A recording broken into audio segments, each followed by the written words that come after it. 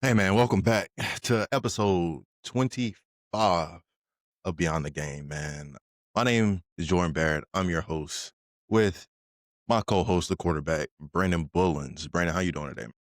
Pretty good, man. 25 episodes in, it doesn't even feel that long ago, man. We were just chatting it up and No, right? giving the interview and whatnot. Glad we're 25 in now. It's great. Yeah, I'm saying. For real, for real. Man, we got a lot to cover today. High school football. Some teams have some soul searching to do after week 7.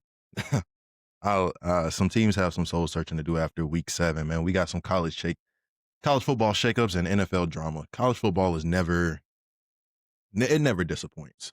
But week 7 took us out to Clemens. Man, our game of the week did not disappoint. A rivalry clash in Clemens between number 15, the 15th ranked team in the state, the West Forsyth Titans, versus 16th ranked East Forsyth Eagles. These are two proud programs. Both came into the game 3-2.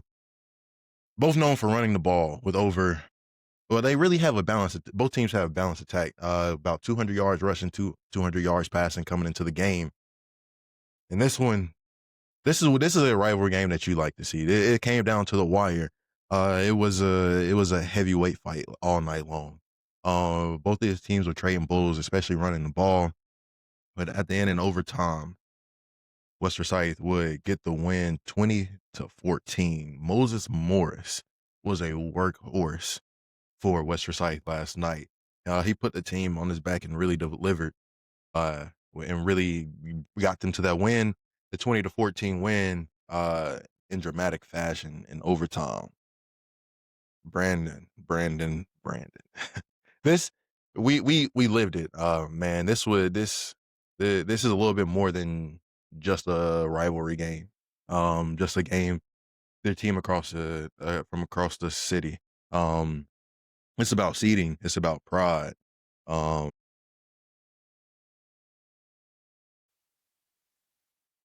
I, well, before we really get into the game, what would you say really makes this rivalry, this East versus West rivalry, different than the other rivalries in the area? Hmm. That's a good question. I think the thing that makes this different than most rivalries is that it is always between two of the top teams in the area and let alone the state. It's a heavyweight matchup every single year, even reaching back to before we were in high school.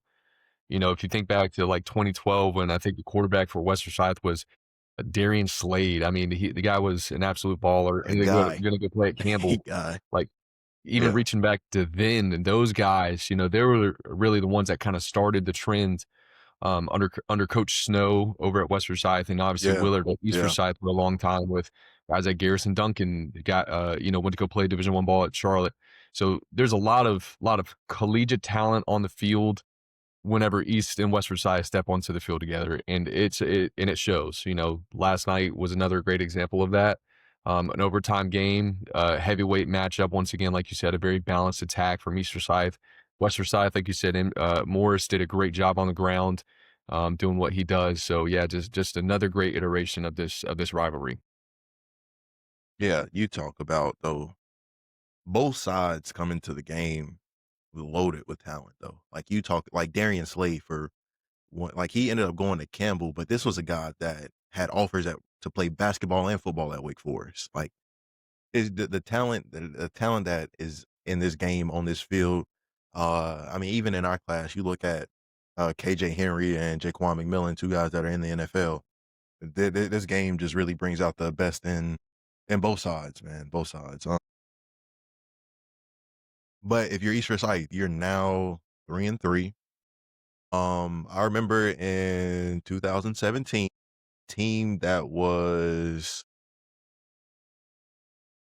5-3, 6-3 before we ended up going 9-3 and in the season, yeah, whatever. But I remember we lost 3 games, and boy, walking around campus talking to people in the program, former players, you would have thought we were the worst team to come through East Forsyth in the past 20 years, man. But East is now 3-3. West improves to 4-2. Like, what if you're East? Like, what do you kind of what are some of your takeaways from this game, and what do you kind of do moving forward? Because I think at half the score was 0-0, and then third quarter it was 14-7, and they didn't score another point after going up 14-7. Mhm. So, I mean, unfortunately, I've kind of lived in the earlier parts of the season of saying like, hey, everything that we want is still in front of us. Well, unfortunately Yeah, now, I don't know if that necessarily is the case for any team that is sitting at 3-3 right now. Especially East and Forsyth. 0-1 in Great. conference. Yeah, yeah, 0-1 in conference, because now that means you are no longer in control of your conference championship destiny, right? In the sense of, granted, now Eastern Scythe has won conference plenty of times. That's not necessarily their main goal anymore. It's to make a state championship run. Now, in their run of a state championship title, if they win conference, they're never going to bat an eye at it. That they're going to celebrate it, great. But as a whole, it's tough to really rally the troops around the idea of winning a state title when you're sitting at a 500 team halfway through the season, um, so it's tough for Yeah, I sure. mean, speaking of that though, like, what do you if you're a coach or even a quarterback though, like you talking about rallying the troops, we need guys. We need guys to okay, we can still turn around this season. We can still go 8-3, have a one loss in conference, and still be one of those top 5 to 7 seeds going into the playoffs, have some home field advantage. Like, what is your message as a coach, as or even I mean, even as a quarterback though, like just because at the end of the day, you're the leader, you're the voice of that team. Yeah, I think it honestly, as a quarterback, what I always kind of rallied or, got the guys to rally behind was whatever head coach was preaching, that's what I wanted to preach as well. I think it was one of those things of having everybody bought into the same idea, whether it be, hey, coach is saying we got to win practice on Monday. Hey, guys, before we even step onto the field, we have to win practice today. Okay, now let's go and focus on the next day, the next week, before we even start thinking about our overall goals once again. Because sure, like you want to keep the big picture in the back of your mind. It's the small steps that lead up into the big picture. You have to take the right steps to get there. And so, even with a couple stumbles along the way, if you can still keep your goal in mind, and kind of attack each day with a purpose, I think you can still turn a season around.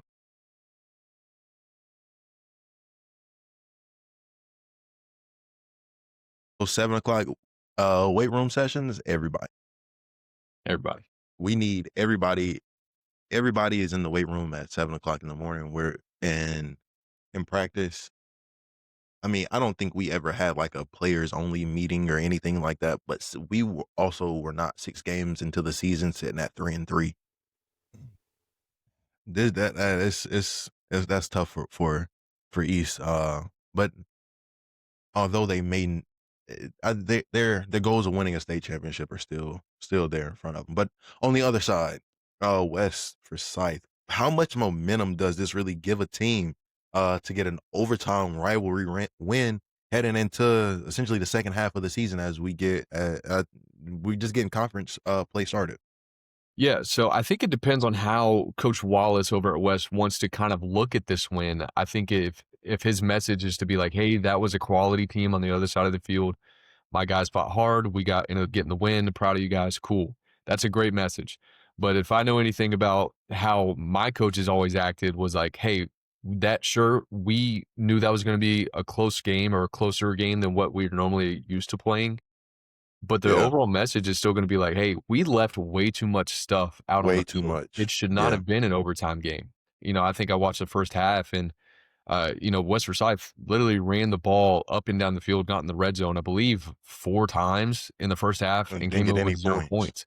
That is completely unacceptable football at the end of the day. If you're talking about winning a conference championship, a state championship level contending team, you can't reach the red zone 4 times to come away with 0 points. That's not gonna win you a lot of football games. Well, so I think that's an interesting point that you just brought up because I think for the past 2 weeks now, we just go back. I go back to what we were talking about with Jackson.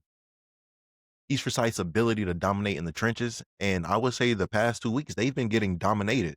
Whether you look at Mooresville and now East Forsyth, West Forsyth, with both those games really came down to, this is football. We talk about it all the time, but the ability to run the ball and stop the run. And if you can't do it, you're not gonna win a game. In high school, we had a coach that didn't mind telling the quarterback turn around and hand that shit off 50 times a game. He Had just no didn't. problem. Had no problem. And so I agree with you though. I think you have to, as a coach, hey, we got the win. That's the most important thing, but it's a lot of stuff we got to clean up because I guess like you said though, you don't even touchdowns. You kick field goals. You go up 12-0 at half. And now we're looking at a completely different ball game. Yeah, that's a 2-score game going into halftime solely And off field goals. Yeah. No, I agree. But man, looking ahead though, do you still think these two teams are legitimate? I think West Forsyth more than East Forsyth at this moment, especially seeing how West played against Grimsley. Do you think these two teams are legit state contenders, or are they just still a step behind your Grimsley and Huff? Unfortunately, I still think they're a step behind. I love what West Forsyth is doing now. They're starting to get really, really loaded with talent on both sides of the ball. A lot of young guys. I know the receiver Tylen Grimes is doing a great thing over there. He's a sophomore. They also have a linebacker, DB kind of safety type who's doing well over there. I think is Blue is his name. But those few guys that are going to go play in college, you're still not quite at the level of a Grimsley where you have a legit power 4 guy at every single position on the field. Yeah. And so, and it's not necessarily about just talent. No, coaching goes into play, the team morale goes into play, like all that stuff, right? But at the end of the day, in high school especially, if you have a guy that could walk onto an ACC school right now and have a chance to start, that's gonna help your team drastically against against another high school team. So, I think right now West is a step ahead of East in that sense, but I still think they're a few steps behind, like you said, like a Grimsley or a Huff or another school that might be out in Raleigh that I'm forgetting at the moment. Oh yeah, definitely. But I think that's interesting.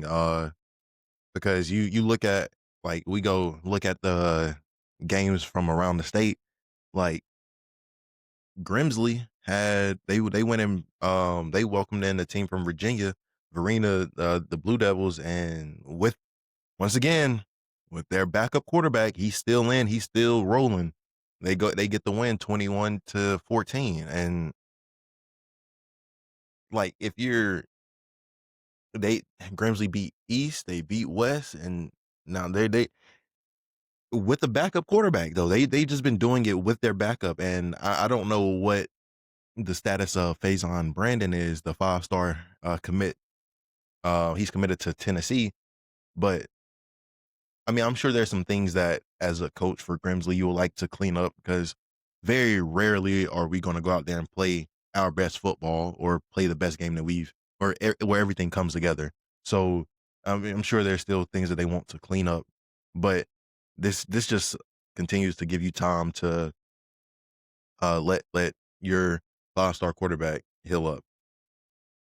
But just looking at some of the other scores around the state, man, West Charlotte was able to, number 4 West Charlotte beat number 11 Independence 31-7. Over in Durham, the number 20 Jordan Falcons beat Green Hope 48-14. Millbrook beat Leesville. Leesville rolled 28-0. Mallard Creek rolls past North Mecklenburg 28-14. Number 5 Weddington gets a win over Marvin Ridge 47-14. Number 7 Cardinal Gibbons beats Ambassador Christian 42-7. And up in Boone, number 18 Watauga beat the Freedom Patriots 42-20.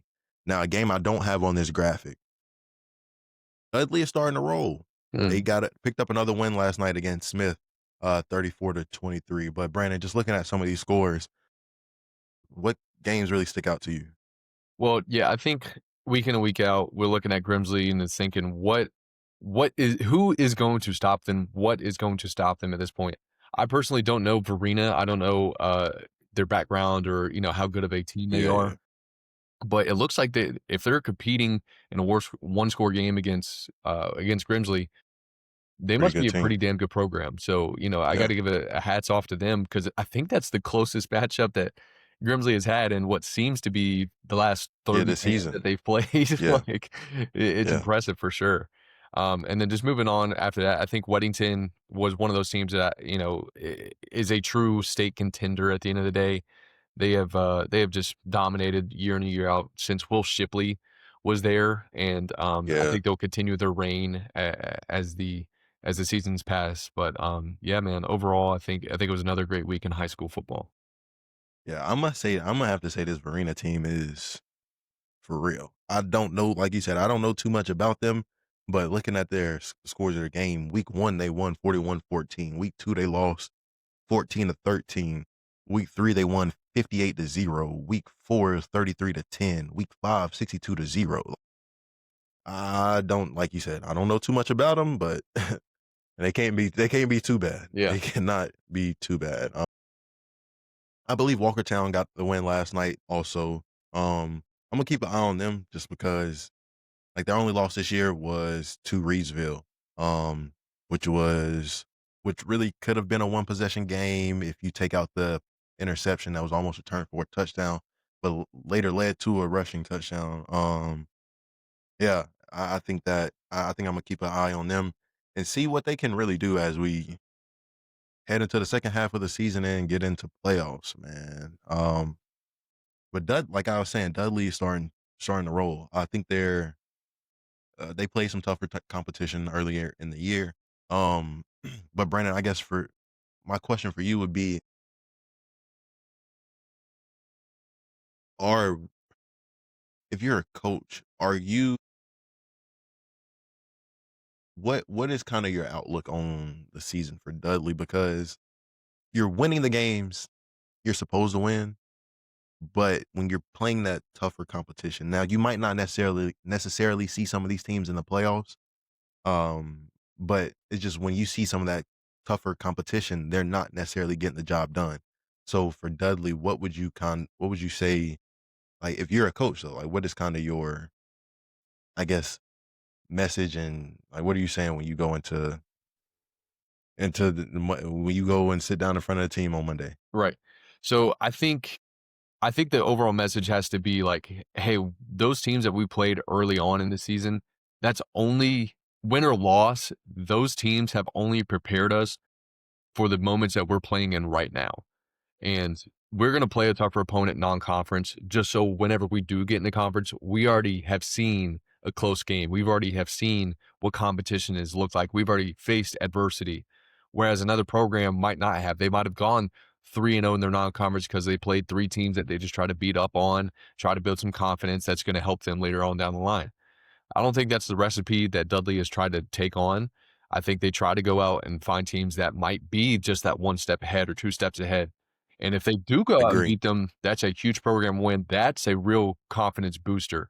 But, if you end up losing that game, I don't think the goal was to go in there and try to just dominate. I think the goal was in there to try to compete. And if you end up with a chance to win, go win it, right? But anyway, now that you're looking into your conference play, you've already faced your tougher opponents, non-conference. We're getting the conference now. We have everything that we want in front of us. Now let's go get that conference championship. Now we're looking at hosting a first round Mhm. playoff home game, maybe even a second round home game, which is going to be even even bigger advantage.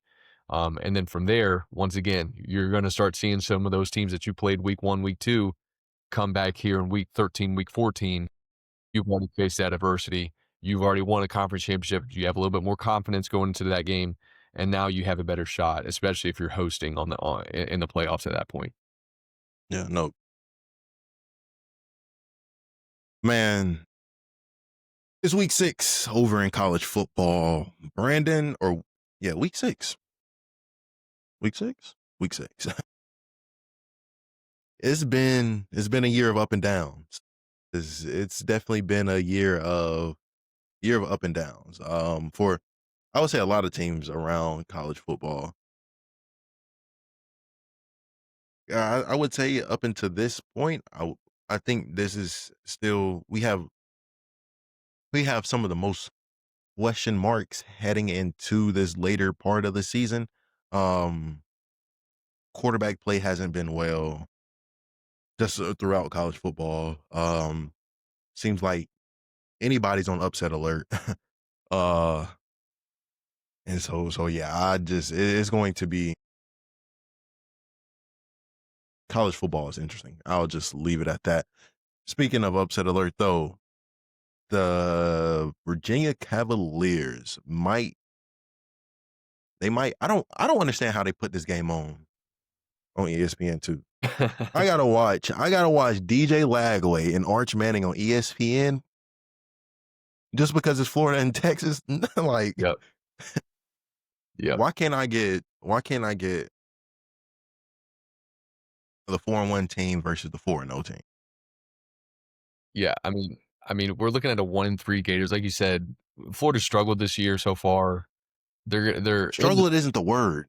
Yeah. I mean, and especially now that you have, I mean, it is an SEC opponent, SEC matchup, so I get it. But once again, also, I think I'm going to agree with you. I'd rather see the hot team at the moment, or the team with a hot hand in Virginia, taking on an undefeated team right now. I completely agree. I'm sorry, but that ACC, I'm not the biggest fan of the ACC, but that's a competitive conference this year. Like the way that they have you look at like fucking Louisville's 4-0. Syracuse is I don't think Fran Brown is ever going to have a bad team. They're competing. But you look at your Miami, you look at Florida State, you look at Virginia.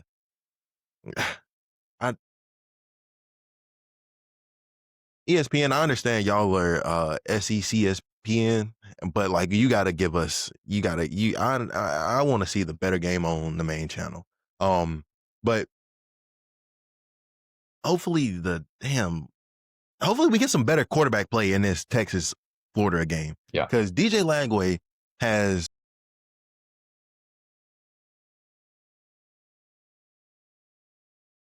I've rarely seen quarterbacks get worse with experience. It seems like the more reps you get, the better you can read a defense, you start seeing some things. Brandon, what do you have to say about this game? I mean, with it being in the swamp and going back to what you were saying, any team at this point is on upset alert.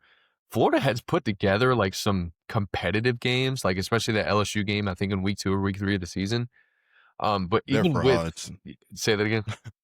LSU, they're frauds. Yeah. Oh, big time frauds.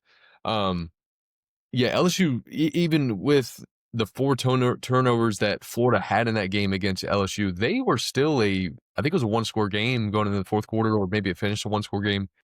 But either way, Texas, if they handle business, and if Arch Manning is the guy that everybody says he is, I think they'll win this one pretty. They should win this one pretty hand in hand.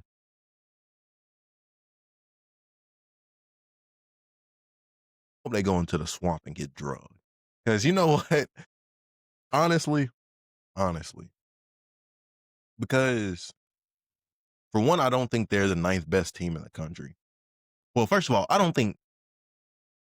know it's difficult to really rank teams, but I think some of these rankings are all over the place, but that's a whole nother thing. But I don't think Texas is the 9th ranked team in the country. If they were to go play, if I had a playoff game today, I wouldn't pick them to beat any of the top 12 teams. Hell, even Texas Tech. Like, I think Texas Tech would go out there and probably beat. And I think, honestly, it comes down to quarterback play. And unfortunately, their quarterback is just shit in the bed. Like, I understand Now, I will say that they've got to run the football better. Their ability to run the football has been subpar at best. But I would like to see Florida get this win. Hopefully, turn around the morale of that program right now, because what's his name, Billy Napier? Well, he's about to be out of a job. I think DJ Lagway kind of saved him last year because of how well DJ played, and he really instilled some hope into that program. But no, not after what we're seeing this year. No. And what I think is the game of the day, and damn it, I got some words for them boys out in Nashville, Tennessee, Vanderbilt. Y'all better stop playing with us. I understand that y'all. I understand Vanderbilt is getting better. They putting together. Now, this isn't your grandfather's Vanderbilt, all right? These aren't just the nerds that just care about school.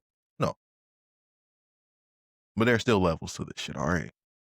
There are still levels to this shit. I understand y'all beat us last year. We had, I think it was kind of the same situation. We had just beaten Georgia. And I think they just overlooked this Vanderbilt team. But it's not going to happen this year.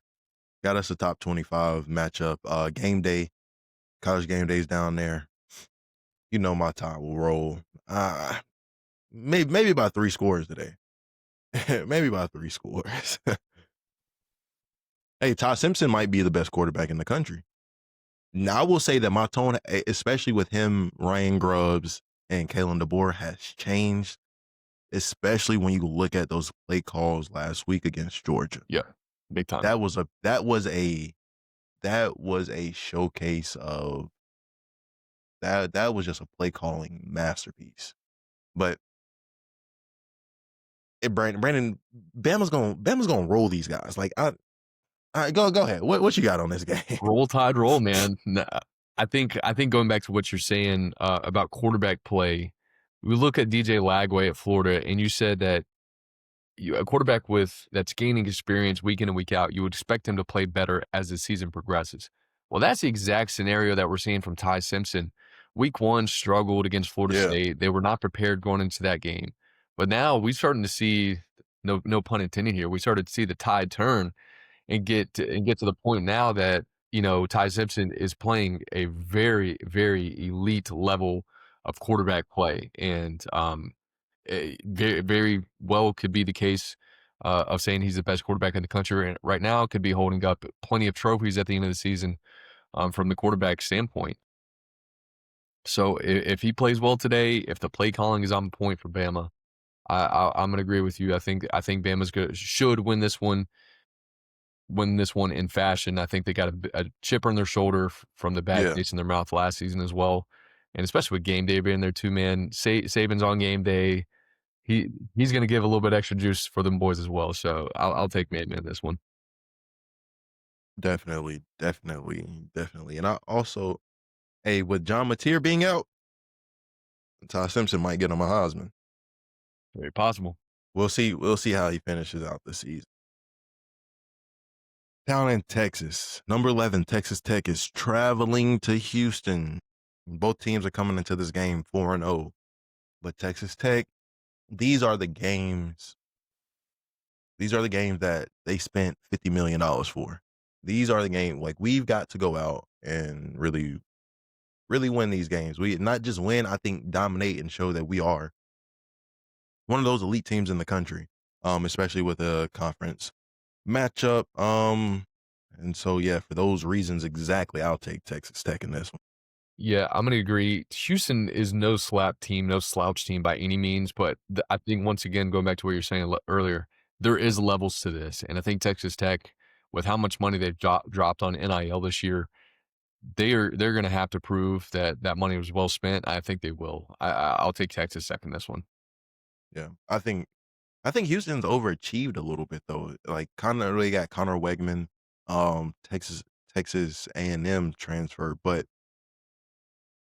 I don't know that too many people really thought Houston was going to be this good this year.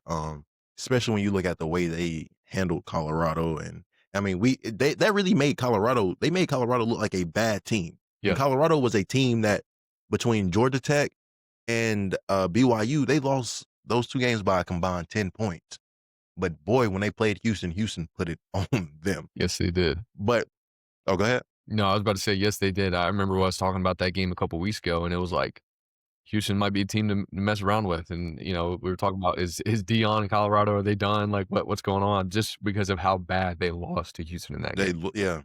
They look like a bad football team. But can Florida State bounce back tonight against Miami? The number 3 Hurricanes will be traveling down to Tallahassee or up to Tallahassee. They'll be going up to Tallahassee to take on the number 18 Florida State Seminoles. Got us a night game over on ABC. Oh man. I'm gonna take Florida State in this one. And for the simple fact that they got beat last week. They got beat last week by a team that they felt like they should have beat and they overlooked. They're gonna come out ready to play. And I think that defense is for real at Florida State. Granted, they didn't play their best game against Virginia, but I think that defense is real. And Tommy Castellanos has shown he ain't playing because they still put up 40 against Virginia. And I mean, granted they lost, but that team's gonna put up points. I think I'm gonna take Florida State in this one. Yeah, it should be a very high-powered offensive matchup. Obviously, with Mhm. Carson Beck over at Miami and just the overall explosiveness from the Miami skill players, it's going to be very, very, like I said, very just explosive matchup all the way around. Castellanos and crew has a lot to prove this week, especially like you said, coming off that loss last week against an unranked Virginia team. But if anything, I think it proves that Virginia is not a team to sleep on either. They're Oh now yeah. ranked, and I'm sitting at 4-1. Probably will end up 5-1 after today. So we could see Virginia slowly making their way up in the ranks. But either way, um, I think that Miami, if they handle business and if Carson Beck turns the ball over less than 2 times, which he has done well so far this year, I think they should walk out of Florida State with a win. Yeah. I mean, I was praying on Florida State's downfall. I needed them to lose one, especially after beating Bama. But now I need them to keep winning to make our loss look better. Like, I don't need that loss. I don't need them to drop 2 straight. In conference, we can't do that. They can't do that. But over in Texas, Mississippi State, which I think is a slept-on team this year, is going over to Texas A&M. Mississippi State is coming off of a very close win to Tennessee, or very close loss to Tennessee last week. I believe that game ended 45-41 or somewhere. It was in that 40 range. And this is not a team. This Mississippi State isn't a team to sleep on. And honestly, I don't think Texas A&M has really shown us or really beaten anyone this year. So I think for this game, I'm gonna take Is it crazy to take Mississippi State in this one? I don't think it's crazy to take them. I really don't. Like you said, they're coming off I think that game against Tennessee last week was an overtime finish where Tennessee actually should have lost. Should have lost that game. For some reason, Tennessee has been in like 3 overtime games this year, and whoever they're playing is They like find ways to win. just blown the game. Yeah, and they've blown the game, and then Tennessee went up on top just by capitalizing on their mistake, right? Like, that's been the recipe for wins this year. It's a very dangerous recipe to live by, I'll say that. But for Mississippi State, I think with that experience at the game last week, walking into Texas A&M today, they should be able to handle business. Texas A&M, once again, is no slouch, but I don't think they're a Tennessee. So if Mississippi State just plays as well as they can, it should be a competitive game. But Mississippi State should walk out with a win. I agree with you. I definitely think Mississippi State is going to go in there, go in their trap and take over their trap. Auburn almost did it last week. Auburn almost did it last week, and I think Mississippi State is better than that Auburn team. Yeah. And they only beat a Notre Dame team by 1 point that I don't think is a good team this year. No, I mean, what Notre Dame's sitting at 2-2, and the reason they won last week is because they played them. They played who? They're playing who? They play nobody at the once they get past. Yeah, they played who they had Arkansas last week. Arkansas, granted, Arkansas puts up. I'm not even going. No, they didn't play nobody. They sitting at 2-2. They're going to continue to be old Notre Dame, like same old Notre Dame. Yeah. So I think I'm gonna take Mississippi State in this one. But over in the NFL, I think these are the Thursday night games that we want to see. Yes. That was one hell of a football game. Thursday night. Between the San Francisco 49ers as they traveled down out to LA to play the Rams. Both quarterbacks were dealing. You talk about that was some high quarterback play. Mac Jones went toe-to-toe with a Hall of Famer in Matthew Stafford. Mac Jones went 33 for 49 with 342 and 2 tuds. Matthew Stafford was 30 for 47, 389 and 3 tuds. Rookie Alfred Collins forced a fumble on the goal line with about a minute left to prevent the Rams from taking the lead, which forced overtime. And then the 49ers were able to stop Kyron Williams 4th and short. But they were a decimated 49ers team was able to pull out the win 26-23. Brandon, before I ask you if you're surprised about them getting the win, can anybody play in this Shanahan offense? Like, can anybody do it? Honestly, if you have a decent football IQ, I think you can, honestly, because my grandma might be able to. Shit. Shit. Put her out there with some helmet and cleats, man. She might be able to run for 150. Really, though? Really? The Shanahan offense and the Shanahan scheme has always been super quarterback friendly. And so the quarterback friendliness of that offense makes it so much easier for your quarterback to just process. Because look, now Mac Jones, rightfully deserved, should be in the league, was a starter with the Patriots for a few years under Bill Belichick. He's gotten some great coaching already. So for him to walk into the 49ers to be a backup and to already have had such great coaching, he can walk into a Shanahan offense that is more quarterback friendly than Bill Belichick's and have a lot of success, which is what we're seeing now. So it's great that 49ers are able to do this. And like you said, even with Kittle out, even with, so banged up out, they're still getting road wins on the road against quality football teams. I don't know if too many people remember this. Same year they drafted Trey Lance. Same year they drafted Brock Purdy. There was this guy named Mac Jones in that draft class, and word on the street is that's who Kyle wanted. And the truth has been revealed. Word on the street, that is who Kyle wanted, but they took Trey. And I mean, honestly, Brock Purdy ended up saving their jobs, the general manager, the head coach job. Pretty sure they just paid Brock Purdy about $300 million. Something crazy. Yeah, something ridiculous. Something ridiculous. But Mac said after the game, this is Brock's team. He's just here to back him up. I don't know how long you'll be doing that, buddy. Because they also, Kendrick Bourne, that was on that damn same Patriots team. Same Patriots team that couldn't rub two damn nickels together. He had 10 catches for 142. He had a career night in catches and yards. It like I said, anybody can play in this offense. But Brandon, do you think? What do you feel about the decision to go for it there on 4th down instead of kicking a field goal, tying it up, and possibly like continuing to play in overtime? Yes, I mean, it's really comes down to how aggressive you wanna be. I think we're starting to see a shift from in NFL coaches of how aggressive you are gonna be, especially on a 4th down scenario. I think it really starts with Dan Campbell a couple years ago with the Lions. His whole mentality was like, "No, we are going to be the most aggressive team offensively in football."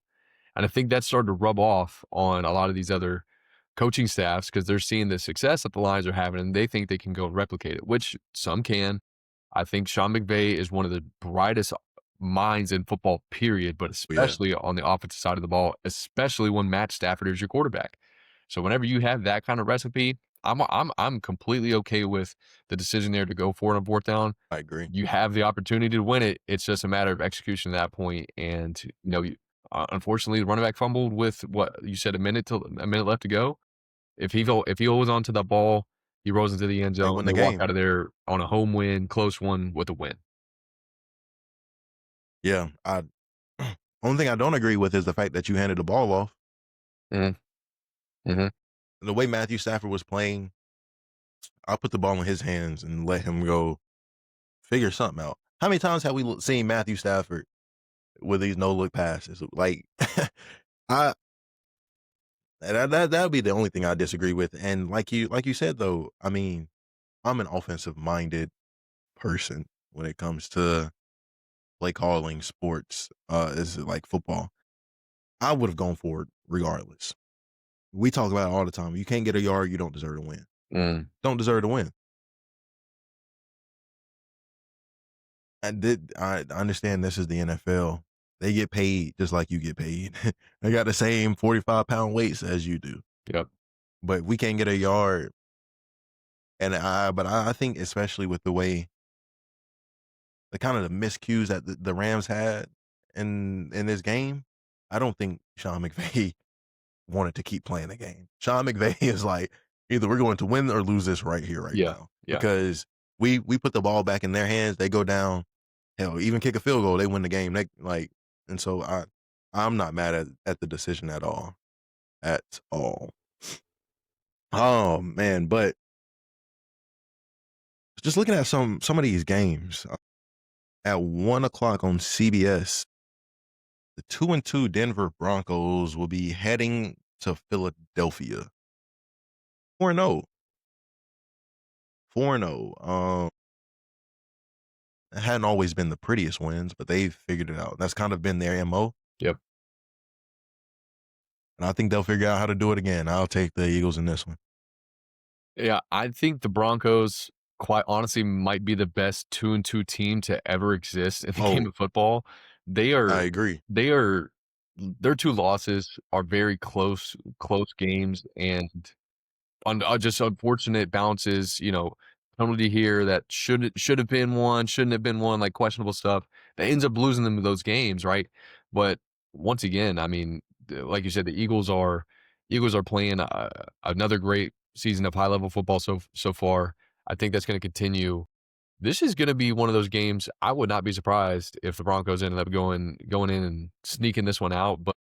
But with the way that the Eagles are playing, I'm going to take the Eagles. Could we not move this to Monday night and put the Chiefs and the Jags Hey, at 1:00? flex. Use your flex option, NFL. You put it in a couple seasons ago for a reason. Use your flex option. But I think those one there are this is the NFL. There are too many games that come down to one possession. We see teams that go hell, your Bears last year. How many they lost what? 12 games 13 games last year, but how many of those games were one possession games? Yeah. They were winnable games. Yes. The NFL is all about finding a way to win because is going to get into,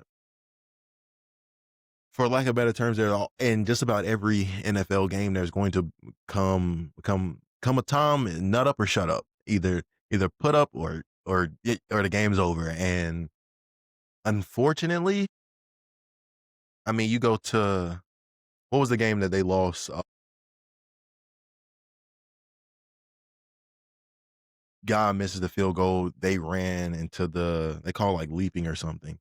But it's just like yes, that's a bad way to lose a game. I 1000% hate it. Nobody wants to lose a game that way.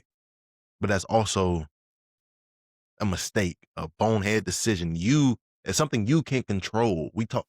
Coaches talk about control what you can control. Penalties are something we can't control. You don't have that penalty, they miss the field goal, you walk out of there you go into overtime, with a chance to win. And so I just think it's the small things, especially at the professional level. I mean, we talk about it in high school, the little things that win and lose football games, but even in college and in high school, that margin for error decreases as you go up each level. But yeah. And then the battle of 1 and 3. We've got the Texans going to Baltimore to take on the Ravens. Hurt Lamar Jackson. I'm not sure if he's been ruled out for this game or not. Texans haven't. I'm gonna take Baltimore in this game just because Baltimore better win this fucking game. Yeah. Baltimore goes 1 and 4. 1 and 4. If you win out, you could go 13 and 4. You look back at the end of the season, it's like, okay, we just had a slow start. Or to rattle off 13 straight, and then you're rolling into the playoffs and you're expected to win a Super Bowl. So then you're talking 17 straight. Baltimore, you got to find a way to win. But then you also they're not going to rattle off that many because they've got to go play Cleveland. They've got to go play Pittsburgh. They've got to play who's the other team in that division? You have Cincinnati. The Browns, the Ravens, the Bengals. Yeah. Oh hell, ain't nobody worried about them. ain't nobody. Damn, Nick Saban. Nick Saban say when you got a bad defense, offenses run through them like shit through a tin horn. Yeah. And damn it, that's what the hell's happening out in Cincinnati. Yeah, so I'm gonna take Baltimore in this one. Yeah, I agree. The Baltimore's in a very unique position. I don't think anybody expected to be a month into the season and say, "Hey, what's the Ravens' records?" And they'd be 1 and 3. Now, granted, there's 3 losses, especially after losing to a sorry Chiefs team. Yeah, I mean, granted, their 2 losses going into that before that Chiefs game were very quality teams between the Lions and the Bills. But now you're looking at the Ravens, be like, well, were those losses really season determining at this point? Because if you win even one of those, do you then walk into Kansas City and pull out a win? I think those losses early season are kind of getting to them, and like you said, I agree. They have to win the next 3 out of 4, and you need to win at least the next 2 to really kind of get back on track. So we'll see how it goes. I do think at the end of the day, though, the Ravens are a much better roster and probably a little bit better coach than the Texans. Now, I did see a stat, okay, and I want you to hear me on this. The Ravens are the 32nd, so they're dead last in rushing on 3rd and 4th down in the league. Okay, 32nd. They are also 32nd. They're also 32nd in handing their running back the ball on 1st and 2nd down. So if you were to just hear that, you think, okay, what's the way we could fix it? Well, fucking just hand your running back the ball on 1st and 2nd down, and both of your problems are solved. Now, let's remember who the running back is. Derrick effing Henry. I mean, you could solve your issues very, very easily by just handing him the ball on 1st and 2nd down. That's all. That's an interesting stat. Those are 2 interesting, very interesting numbers. Yes. Wow. I don't even know what to say to that other than you traded for the man. You got your guy, right? Like, that is the best running back in the league statistically for the last 10 years. Yet you're not feeding him the rock on early down. How long before Harbaugh is fired? Oh man, I think it could be after this year if they don't do something because of the expectation that has been put on Baltimore over the last 3 to 5 years and their lack of showing up when it matters. And I think too much has been put on Lamar and not enough, not just the people around him, but on that coaching staff also. Because I mean, hell, last year they go to Super Bowl. Fucking Mark Andrews catches that is a ball Mark Andrews catches 99 out of 100 times. But that day just happened to be the one time that he dropped it. But that's why we love football, huh? We don't have series. It's one day. I don't have to be a better team than you. I just got to be better than you today. If I'm better than you today, that's all that matters. But man, a battle 3-1s. The Bucks, which the Bucks have surprised me this year. I don't know what I thought they were going to be because they've been pretty good, but I think they're a damn good football team this year. They're going out to Seattle to play the Seahawks. That game's over on CBS at 4:05. Bucky Irvin's out for the Bucks. I'm gonna let you go on this one first because I don't know. Yeah. I don't know. I don't know this one either, man. This is a very tough matchup. Buccaneers looked good last week. Now, granted, they were down early against Philly, but with a couple big explosive plays, they were able to fight their way back. Get back in it, yeah, and put them in the game. And they I think they've given Philadelphia the best run for their money yet so far this season. And as we know, Philadelphia is the pinnacle right now. But either way, Seahawks sitting at 3-1 for a reason as well. They've played really good football so far. They've gotten some quality wins. It's going to be a very interesting matchup for sure. I think if the Bucks come out and the Bucks are going to have to come out and play their best football, their best brand of football today to walk away with the win. And I don't know if they'll be able to do it after doing it last week. Now they have Mike Evans out and Bucky Irving out. So that's two of your big pieces on offense. I think I'm actually going to give the nod here to Seattle. Yeah, they're going to have to stop the run. Vita Vea and them boys up front they're going to have to deal with Kenneth Walker. Kenneth Walker is quietly having one of those seasons. Kenneth Walker is quietly having a really, really good season. I think I'm going to have to take Seattle in this one. My Commanders taking on the other Harbaugh. My boy Jane Daniels is back. You know what? Before I get into that, I got a problem with these Carolina Panthers, all right? Carolina Panthers beats Atlanta 30-0. Okay? 30-0. Uh-huh. We go on the road with a backup quarterback in Washington. We go on the road with a backup quarterback and put up 27 points. Brandon, if I tell you you're going into a game, an NFL game with a backup quarterback and you put up 27 points, do you think you win or lose that game? Jordan, I would hope that you win that game, right? I mean, you got to think you're putting up 27. Yep, but the same team that couldn't score a damn point against one of the worst teams in the NFL came out and put up 34. Their offense was humming. That wasn't the same Michael Penix that was in Charlotte the week before. Bijan Robinson's a guy. We know that. Bijan's a guy. And I just don't appreciate the way that they beat us last week. Now I'm gonna just leave it at that. But I will say you putting up those 27 points though is what it kind of leads me into my point of I think Cliff Kingsbury is getting out of the things that made you not want Cliff Kingsbury as your head coach or offensive coordinator.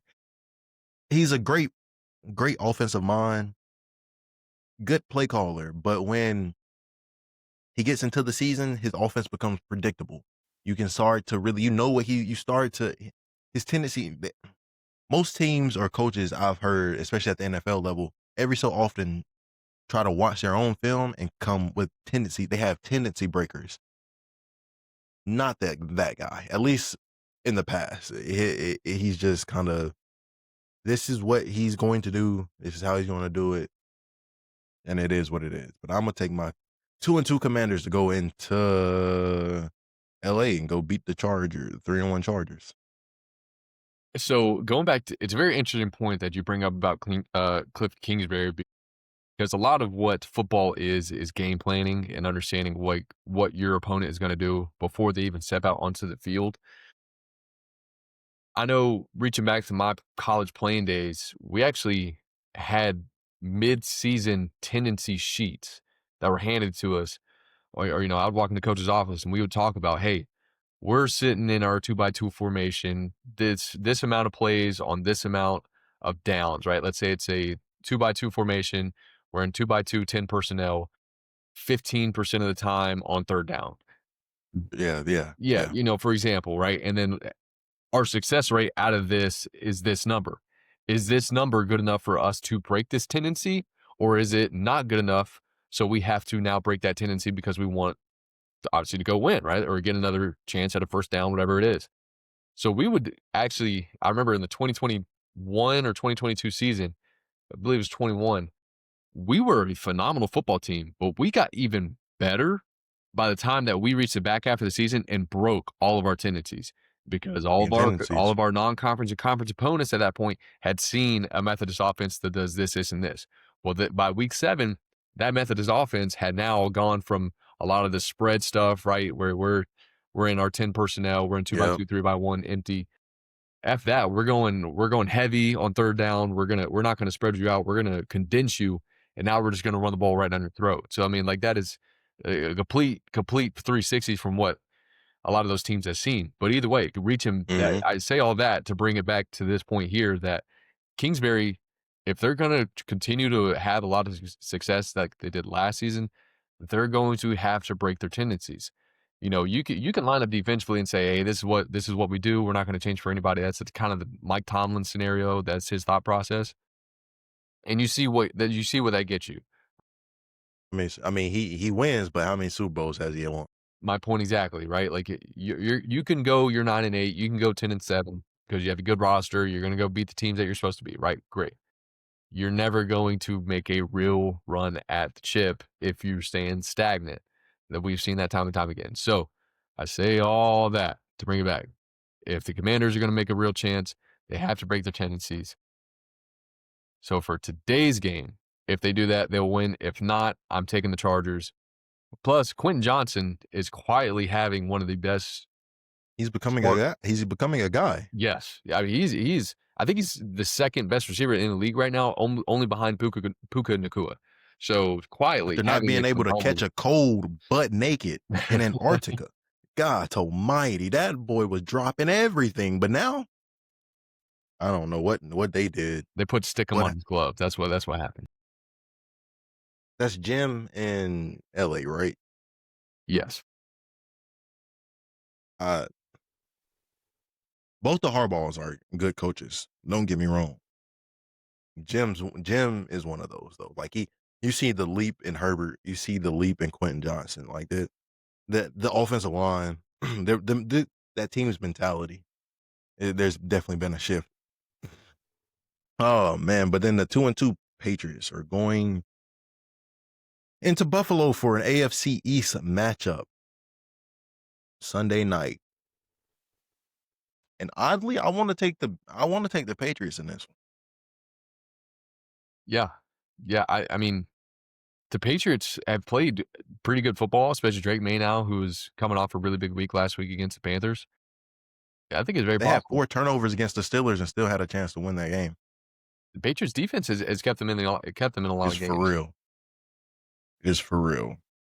Yeah. I think I'm gonna take the Patriots now. I think the Bills are due for a loss. An L. Yeah, I don't know if it's going to be this week, but I'd say within one of the next 3 weeks, we're going to see the Bills take 1 to 2 losses. And then Monday night, we got the Chiefs and the Jags. Brandon, how the hell are the Jaguars 3-1? How? And we talk about it, the NFL just about finding ways to win, and I guess they're finding ways to do it. Trevor Lawrence hadn't played that well this season. The defense hasn't played that well, but they have timely stops. and this team finds ways to Trevor Etienne starting to look like the old Trevor Etienne. Mm-hmm. I don't know if that win last week gives me enough for Kansas City. I don't know if that gives me enough hope that they're returning to their form. I mean, you have Patrick Mahomes. You've always got a chance to win. And with Spagnolia, it's hard to bet against the Chiefs, but I'm gonna take the Jags in this one. Jordan, would you believe me if I told you that the Jags statistically have the best ranked defense in the league right now? No. No. It sounds insane, doesn't it? It literally sounds insane. They're not giving up a lot of points, but their offense isn't scoring a lot of points. And so they get into these grinded out games and they make a stop when they need it. Last week, they got the interception when I forgot who they were playing, but they were driving. They got the interception, shut it down, won the game. And it's just like, but no, I would not believe that if you told me that. I know it sounds insane. And you would think, even at 3-1, you wouldn't have the best defense. You would think the best defense would have, be 4-0 or whatever. But either way, yeah, they're statistically the best defense in the league right now, which is crazy. And not when Trevor Lawrence your quarterback. You can damn have the best defense in the league. You might go damn 0-17, but yeah, he's struggling this year. And I wanted to have a conversation about Trevor Lawrence. Is it time? Is it time? Yes. Is it time? Yes. Okay. Hey, you know what you do if I'm Jacksonville? Hey, I'll trade you Trevor for Shador. I'll trade you Trevor for 1 for 1. One for one. This is 1 for 1. Outright trade. I'm not upset with that. Shador. Hell, if I'm Jacksonville, I might want a draft pick on top of it. Oh, for sure. Oh yeah, easily. Yeah, but yeah, either way, getting back to this Jags-Chiefs game, if the Jags defense does what they're supposed to do and plays how they have been playing all year, they're gonna give their offense a legit chance. I still think their offense is gonna have to go out and put up at least 25, 31 points to have a legit B shot. Is trying to take over. Mr. Horn is trying to get in on the yeah. Yeah, but Jags will pull this one out. Brandon, we got some D3 football this week. Hey man, I got it loaded up. Let me get to my notes here. All right. Do we have any upsets last week? No upsets. We're gonna talk about that though. So the biggest story of the week is actually coming out of Guilford, North Carolina, Guilford College, just about a good 15-minute drive for me. I know you're not too far. Oh shoot, High Point's in Guilford, so you're pretty close there too. Yeah. Either way, but Hampton-Sydney, who's a Division III team up in Virginia, part of the ODAC conference, drove down and played Guilford in the first conference matchup of the week. But Hampton-Sydney went for 2. Okay, after a score, they blew Guilford out of the water, but they were going for 2. They threw a pick on the 2-point conversion. The Guilford player who caught it then ran backwards, okay, not out of the end zone, but he was 9 yards deep in the end zone, tries to lateral the pass to a Guilford player, but he's 9 yards deep, okay? You following me so far? His teammate catches it, but it's an illegal forward pass in the end zone. He's 9 yards deep. If you go backwards, it's out of bounds. It's a dead ball penalty in the end zone. In the end zone, so it's a one-point safety. It is a 1-point safety. Goodness. There's only been, I think, I don't know what the exact number is, but I haven't researched it. I think it's only ever happened like 3 other times ever in the history of football. And in this past weekend in freaking Guilford College, it was like the 4th time that it's ever happened in football. A 1-point safety, which I thought was just the craziest thing ever. What is Guilford's record this year? 1-3, 1-4 at this point. I would kind of say that play right there sums up their season. I haven't seen them play a game. I have not seen them play a game. Yeah. But I would say that and I understand it as football players though, we gotta, because I watch it, I see it all the time, and Horton used to preach it. live to see another down. I mean, granted, this is an extra point conversion, but don't make a play when a play isn't there to be made. Like, I understand we like to make things happen. We like to see the big crazy plays, but sometimes you just gotta know when to go down.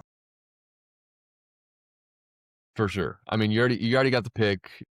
Well, I mean, I can understand you try to return it points are off the board. 107 yards, but it's like, come on, man. If you're in a pickle, cough up the ball on purpose, you know. Yeah. Got a couple more for you.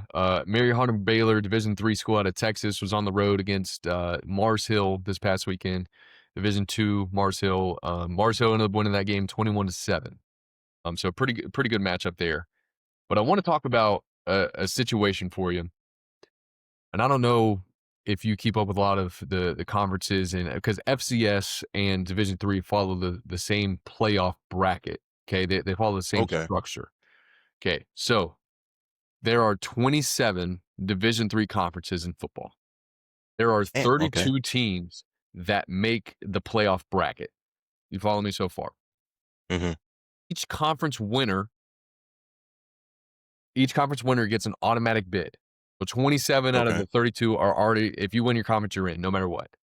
There's only 5 at-large bids after that. At-large means you didn't win your conference, but you might be one of the next best 5 teams in the country to have a chance to go win it. Follow me so far. Mm-hmm. Mary Hardin Baylor's conference has a total of 4 teams in the conference. Okay. Total of 4, which is crazy, right? Because you mean to tell me that I only have to be better than 3 other teams? 3 teams, yeah. To get an automatic bid? What are your thoughts on that? And just in general, like, what are your thoughts on that? I think even looking at the power conference playoffs, automatic bids to me are the dumbest thing. I don't think just because, hell, I could go, I don't know, let's just say I can go 8 and they play 12 games in college. You got about 8 or 9 conference games. Let's just say I go 7-5 this year, right? Lost all 3 of my out of conference games. Only and lost 2 more in conference.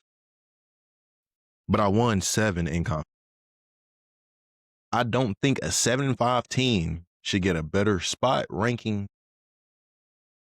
anything over a team that is, hell, let's say they went 10-1, but they lost 1 game in conference, but the other team went undefeated.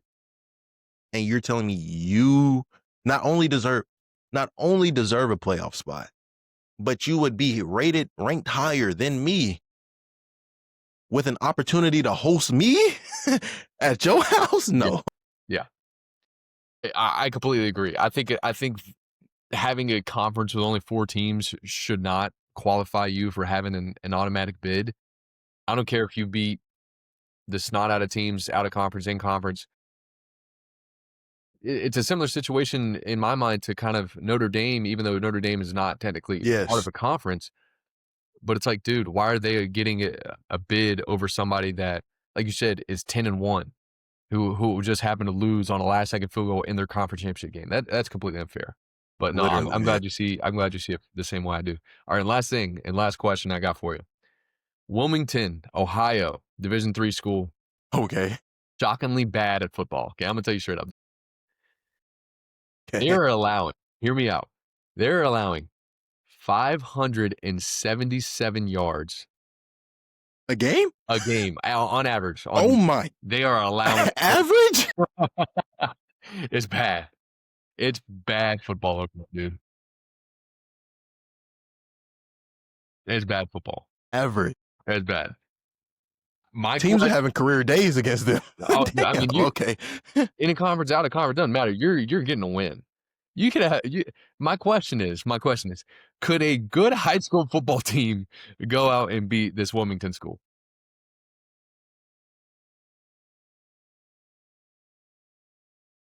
I want to say no, but yes. I want to say, I don't even think, and I'm being so serious when I say this. I think once you, hell, I think there are even some FCS teams that you put them, Bishop Gorman, Mater Dei, hell, like Grimsley's in that top 10 now. Schools in the country, high schools in the country, up there with what's the name down in Florida, and it's just yeah, because what's the name? I won't never forget. Kirby Smart went down to, what is the school in Florida? So On IMG. IMG, okay.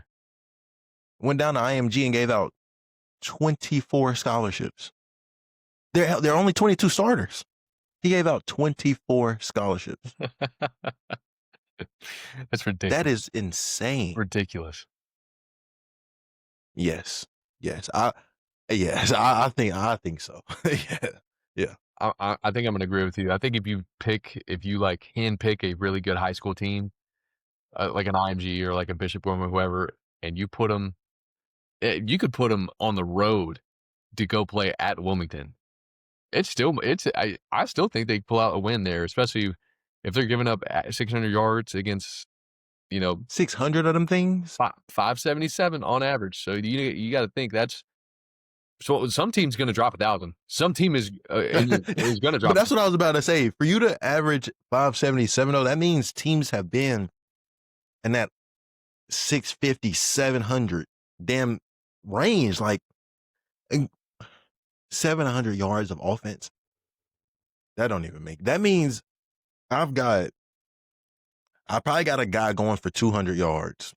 Probably got 2 or 3 of them going for right now 200 yards. Actually, that's crazy. Yeah, that's crazy. But yeah, that's all I got, bro.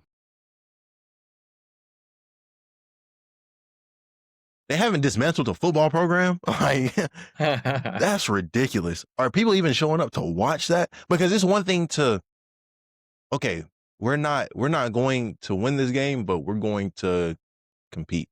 Or we might not even compete, but we've got good players. I don't think anybody on that team is good with that. No, I agree. I don't know. I didn't look. I should have looked to see how good their offense is doing. But even with, well, hell, they got, as much as they on the field, they got to be putting up something. Something. Yeah, I mean, shoot, you could just you could just bleed the clock out, just hand the ball off. You could get done to that game in like an hour and a half, dude. Halftime included. Halftime included, hour and a half. You get off the bus at 10 and be back home. We don't even need to warm up. We don't even need to warm up. Let's go. Let's just put the pads on. Let's go play. Just straight roll. The first quarter will be our damn warm up to give y'all an opportunity. Man, but I'm about to get out of this. Get away from these bees, man. So if y'all enjoyed the show, make sure you hit that like and subscribe button on YouTube. Hey, drop your predictions for next week's game of the week, or who y'all would like to see for the game of the week. We'll be back next week, same time, same place, for some more high school, college, and NFL talk, man. This is episode 25 of Beyond the Game.